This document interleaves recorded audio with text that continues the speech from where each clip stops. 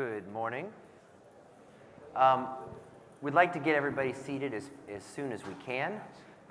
If you sit in the front, you are registered for a free chance to win a handshake with me after this event. So nobody wants to sit in the front, we know that. All right. So I'm Jason Adolf. I'm the Vice President of our Global Public Sector Vertical. I am excited and delighted to have you here. We purposely timed this so that you had time to recover from all of our various parties last night. I know many of us, including myself, needed that. So today, we've already had a great panel with GSA CSBS. I am excited and delighted, as always, to have two of my good friends here from FDA that are going to be joining me for this discussion. This will not be a Q&A panel, but certainly come talk to us afterwards. And if you have other questions that you might want to ask after the fact, please don't hesitate to do that as well. So with that, I've introduced myself. We will caveat, Sean has taken a bit of an issue with his voice, so his voice will be a little low, so we are going to jack his mic up so that you can hear him. If his answers are anything less than brilliant and succinct, it is only because he is not talking as much as normal. So Sean, if you'd like to introduce yourself very briefly. I do appreciate that. Yeah, I have, that is loud, yeah. I will caveat this that I just recently lost my voice, so please don't hold it against me. I will be struggling through this, so I appreciate you struggling through it with me. All right, so with that, Sean Wybenga, I work for the Food and Drug Administration in the Office of Business Informatics, specifically supporting the Office of New Drugs. So what we're doing is we are building Appian systems that support the review and decision-making for largely drugs in clinical trials, and then the drugs that are being reviewed to go to market that are deemed safe and effective. So big mission initiative for us. Large volume, I think we get about 250,000 investigational applications per year, or submissions to investigational drugs per year. So a lot of work going on. We're very excited, and I think that covers it for me. And Ricky? Yeah, thanks for laying that groundwork, Sean. I'm Ricky Patel. I'm the federal PM for our Appian Center of Excellence, and we provide the technical support for the various implementation teams that are delivering for Sean's programs. Excellent. So if you wanted to expand on that a little bit more with what Ricky just said. So what I do is, with me, when he talks about implementation teams, so Ricky provides the groundwork, the environments, the release schedule, the integrations, the components, and then I take all those pieces and build it into a system, and then release it to production for the users. So we work very closely together. Yep. It's been a great partnership, definitely in the FDA. So excellent, and that's actually walks right into our first question. So CEDAR for us is and actually FDA now is a true platform customer. So you're using the product to build lots of different things, and you're also working with lots of systems integrators, lots of other consultants to do some of this work. I guarantee if I had people do a show of hands of folks that are working with FDA or our HHS customers, half this room would probably raise their hand right now. So Ricky, what are some of the things that you are doing? And we're seeing this more and more with our platform customers. But what are some of the things that you're doing that allow those various teams to work together without tripping over themselves? Sure. So we have to ensure very minimal downtime for our systems. And so from an architectural standpoint, what we've done is we've implemented dynamic VPN routing. Mm-hmm. So if a tunnel goes down, the development teams and the end users are none the wiser, because it just defaults to the other tunnel. We've also scaled to a high availability architecture to ensure redundancy. We have to develop according to a lot of regulatory mandates. So our teams are delivering at breakneck speeds. And so, because of that, we can't afford any downtime in the system. So the high availability affords us that redundancy. From an application design standpoint, we've built a set of, we call them building blocks to help delivery teams kind of accelerate their development. And then we've also set up like a common data schema for teams to read and write audit data points for the various workflows. And just for reference, like about in Cedar, like how many projects do you typically have going on simultaneously? Probably like 3, 4 at like in parallel. We have 3, 4 major systems modernization. They're not just regular, O&M size releases. We have over 20 applications across 2 different security postures. So we have a FISMA high environment and a FedRAMP moderate environment. Right, and so, you mentioned those building blocks. Where do you maintain the building blocks? Are you maintaining that in your Appian infrastructure, or are you maintaining that outside, or do you provide that to your contractors when they're starting new projects or working on different modules? Yeah, absolutely. So they're actually Appian objects, right? So just plug and play objects that development teams can use in their workflows. And we do, our Center of Excellence kind of polices those objects and provides the guidance for how teams can implement them. Within the Center of Excellence, like how is that structured? So we have a collection of resources that have a vast experience, not just with Appian, but architecture, data modeling, and then QA. So it's a collection of various skill sets and generalized specialists. Excellent. So I guess I'll ask this question for you both. I mean, so I spent a good deal of time with you all as you were ramping up, and like I said, we have ABCs of contractors here that have worked on these on this environment. One of the things that we talk to our customers, Appian talks to our customers about quite a bit, is how do you manage having multiple systems integrators working side by side? And so we've talked about kind of how you do it. I'd love to hear from the government side, what have been some of the challenges of having multiple systems integrators working side by side, doing 3 or 4 major systems implementations at the same time? Yeah, I mean, it's a lot of moving pieces, I will say. It's a lot of moving pieces. I know a lot of different groups will go with sort of the one integrator approach. As you said, we like to, bring in a lot of different companies because we see, the different perspectives coming in and the different cultures, and then just an environment of competition has worked out very well for us. So competition drives a lot of it. But I will say, you do have to be very careful because some teams might think that, if they do something, another team is just going to steal their idea and go run with it and stuff like that. So you really have to establish sort of an environment of togetherness. Everybody's working together. Once you win a contract, you would never steal somebody's. Once you win a contract, you're sort of a part of the family. You're all working together towards a similar goal.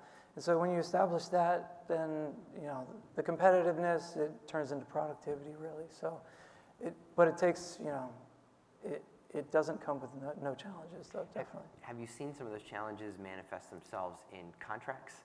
I mean, do you have contractual issues of having these people work alongside, like having to ask one contractor to do something because they own a shared component? I mean, does that ever show up? Yeah, but you really need a good person on the federal side that can navigate between contracts. Because if you have that, then it can break down some of those barriers. Because if they're competitors against each other, then somebody has to bridge the gap there. But absolutely, we see it. We have to be conscious of it a lot. So. Yeah, and I'll tell you from some of my experience, one of the things that we advised FDA, we've kind of dealt with this environment before, is And many of you who are in the integrator community know this. So if you have two integrators that are working alongside each other on projects and they actually want to talk to each other, they can't just talk to each other. They have to have their core, and then they have to have their customer. And so you end up with a phone call that's got like 45 people on it, and only two of them actually need to talk to each other, but there's 45 people on the call because contractually that's what's required to do that. So, you know, we do talk a lot about governance with our customers from the start, and one of those you know, logical governance steps is to make sure that there are protocols in place for those organizations to actually have those conversations. And you know, again, a 30-minute conversation can get very, very expensive very quickly when you start multiplying the amount of people that are actually on it. We do actually have some expensive conversations. I will say that. But I do also think that on the federal side, like if you have federal employees that are like it, once you get in, you're all a part of the team. Yep. So federal contractor, the gaps are bridged. We're all working together. And when you establish that mentality, it works a lot better, I would say. You know, and it's fantastic, and you can see that. I mean, clearly, many of you are here today. You know, a number of different companies here. We break bread together, we have drinks together, and everybody is happy. And I think that is an output of the environment that has been created at Cedar. So it's really nice to see that, because I've been in environments where that's absolutely not the case, and you do not talk to your contractor, right. And ultimately it hurts. You know, everybody ends up getting hurt over that. Exactly. You know, so both of you have done IT implementations. You and I have worked together, Ricky, in the past. And you know, if you were just looking at what do you think has gone well? So clearly we've had challenges. Clearly you have, you know, risk registers that we look at together and to try and mitigate things. But like, what would you pick out that's been different here than something else that was not good? Like, I think we set up the environment. Kudos to Ricky's team. We set up the environments pretty quick, and we had a goal of going live with a pretty big application in our first year of doing Appian, and we were able to successfully do that. So. Again, that took, you know, a team working environment. I think we did that very quickly, and it was very successful. I think since then we've put together, I mean, we've done a lot of effort. I know Ricky's team, it's about every month you guys are releasing a lot of times major applications. I don't know if you want to talk about the release schedule. Yeah, so one thing that we've stood up to actually support Sean's teams are what we call COE Reviews.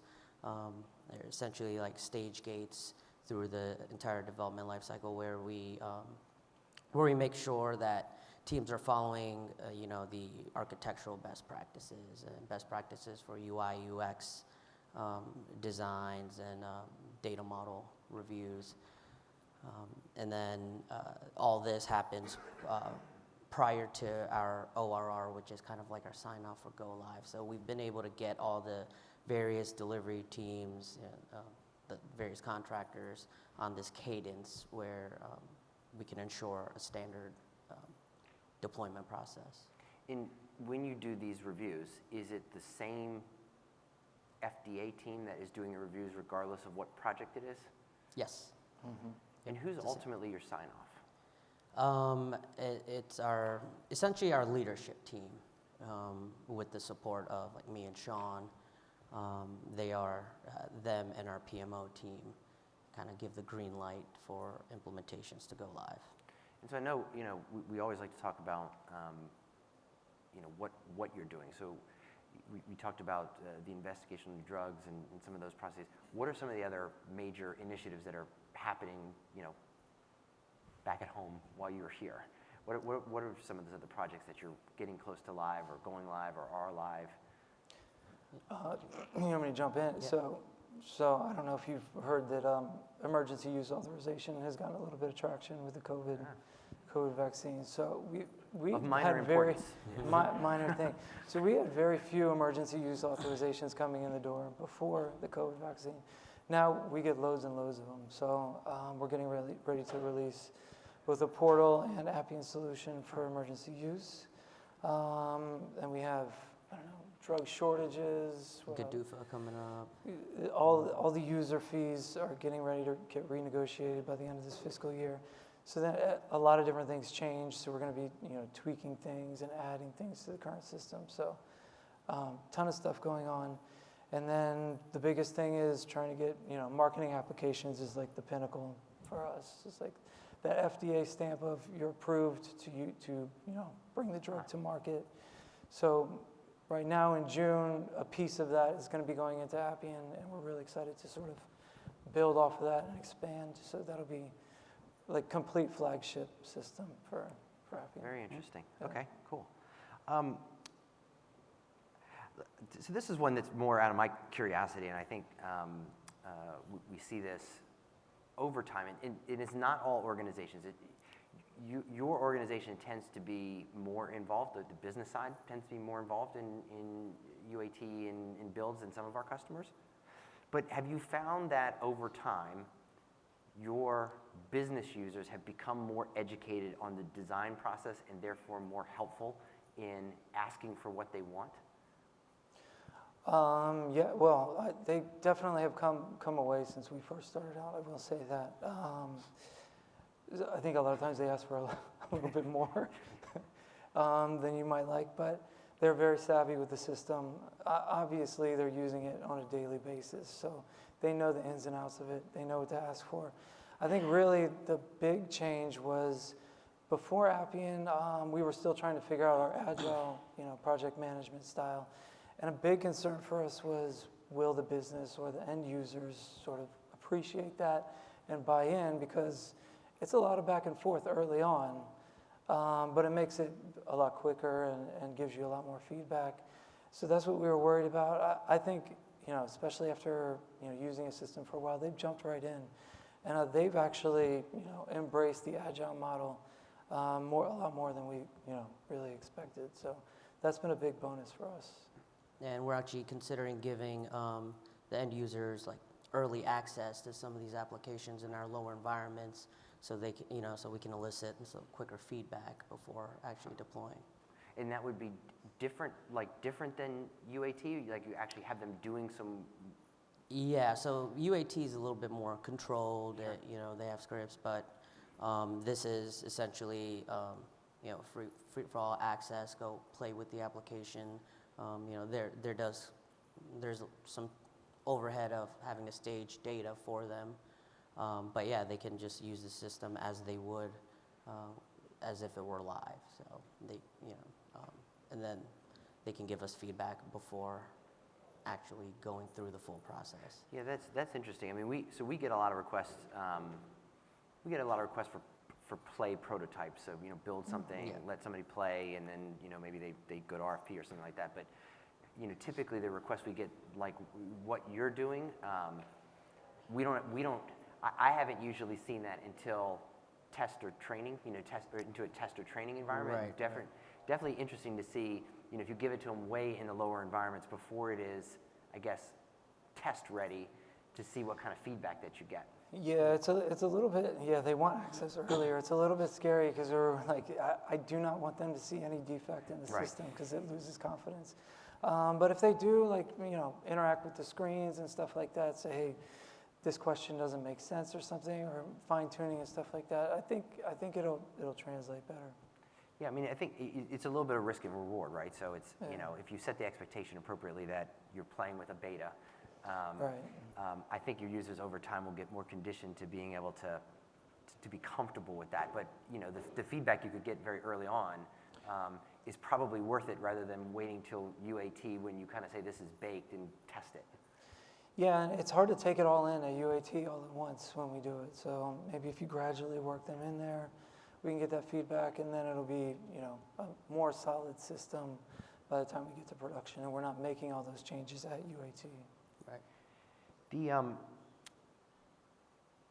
So this was an interesting one, and Sean, you and I spoke about this question, and so actually very applicable to many of the folks in the office in the audience here. So I'll ask the question. I'll kind of explain where I want to go with this. But so the drug review process includes a lot of scientific users, and people who are not systems people who are not necessarily operators, and they're coming together to make fairly critical decisions as part of these regulatory processes. You heard the types of things that they're building in Appian. And so the question was, how do you accommodate them to make, to come to agree on a common definition of what the system is supposed to be? And so where I want to kind of broaden this just for the audience is, we see this a lot in our customer base because we tend to do at Appian a lot of regulatory mission systems where we're dealing with operators who are functional people. They are people doing law enforcement, they're people doing regulatory work, they are not systems people, they are not technical people. And I'm curious, like, how do you get them to say, this is the actual way this is supposed to work? Yeah, that's a big challenge. And I will say, I don't know how many doctors I've talked to at the FDA who said, oh yeah, in college I used to write code. This shouldn't be hard for you at all. just make it simple. Yeah, but if you don't know about drug review, it's something comes in is submitted from a company or a sponsor, as we call them, and then it's a collection of different scientific disciplines that comes together to review what is being submitted and then makes a decision afterwards. So the big part is, and what is both what has been really refreshing to me is talking to these different people. It gives you exposure to different people with different exposure, different backgrounds and different perspectives. So I think the biggest part for us was getting them all in the room and getting them to talk collectively together. And then, with Appian being as flexible as it is, then realizing that certain parts of this, it just needs to be, like we have the farm talks group, they talk in a certain way. Separate them off into another group to establish what their process is and stuff like that. And I think a big target for us has been collaboration through Appian. So we've been using a lot of record-based approaches for managing the workflows and kicking off workflows. So we bring a collection of these disciplines together, have them work off a record, and then initiate out workflows as needed. And that's been very successful for us. So it's a lot of managing like personalities and stuff like that, but they are very impressive people. So it's been an honor to work with all of them. Absolutely. And again, I think we see this a lot when we're dealing with highly specialized, skilled trades that have to interact with these applications. And it's very different building, as you all know, it's very different building like an HR application where it's, okay, I'm going to go in and do payroll or address changes, things like that, versus this is the application I now need to use to perform the job that I'm here to do. That is the mission of this agency. And so there's a little bit more of maybe a personal connection to the thing that's being built, because this is essentially enabling my expertise to be projected into this business process. So I think we see people take a lot of pride in that, but they're also very particular because very particular. One thing to be handed an HR system is another thing to be handed the drug regulatory approval system that you now have to work within that framework. So they're all very passionate too, as they have to be. They're making decisions on things that are going to impact people's lives, their health, so their well-being. So they have to be very passionate, and very strong-minded. But then, a lot of times we will have to go in and bridge the gap between, hey, we all need to agree on this central thing, or we can customize this for you, and then it's a bit of a give and take. So it's been a journey, to say the least. Kind of final thoughts. We're running up here to our time. Ricky, what are some of the, what are you looking for in the future? I mean, what is next for you all? You're obviously maturing a lot of the processes that you're going through. You've gotten to good steady state, but what do you think is next? Yeah, I think one of our challenges has been, even though we do have these standards set and our various stage gates for releases, we still we have teams that are they're very focused on the speed of delivery, and so sometimes they start violating the standards that we have, and that has a snowball effect on our platforms in terms of performance. Mm-hmm. So it's kind of created some technical debt for us, and so eventually I do want to see all of our teams kind of keeping in mind these best practices. And Ricky, would you point to the audience, the members who are violating Ooh, yeah, this names here. design standard? Some of them might have tomatoes. We're not going to do that. It's very hard to see who's out there. I don't want. They don't get to ask questions. Yeah, it's not a Q&A. So with that, I think we are coming up to our time here. I do, as many of you who've seen me do panels, I always like to ask one last question, which I have prepped you all for. So, you know, we didn't do it today. Sometimes we do walk-up music. So what would you walk up to when would you come up to the stage? So, Sean, you have given us an answer before, but I will let you start. Yeah, I gave you, what was it that I gave you an answer for? I don't remember. The wildest answer I got was one of our Marine Corps customers said "Mbop" by Hanson, which really threw me like on a big stage, and I was like, okay, That's fine. I think that's okay. So, all right, if I really, the song that I've been into lately is Post Malone. Wow, I think I could, if I could pull that off, I would really like to do it. But honestly, I'd probably be more conservative and go CCR. Probably a CCR song. Okay. Fortunate Son, probably. My music taste is across the spectrum, so this is a tough question. Did you see the answer that I just gave? I think you're okay. I'd have to go with a Michael Jackson song. Let's go with Smooth Criminal. Oh, there you go. Yeah. Excellent. And you all You know remind mine. me of that song. Yeah, you all know mine. Eye of the Tiger, as usual. All right. With that, thank you all very much. We are going to have some additional sessions after lunch, I believe, and thanks for joining us today.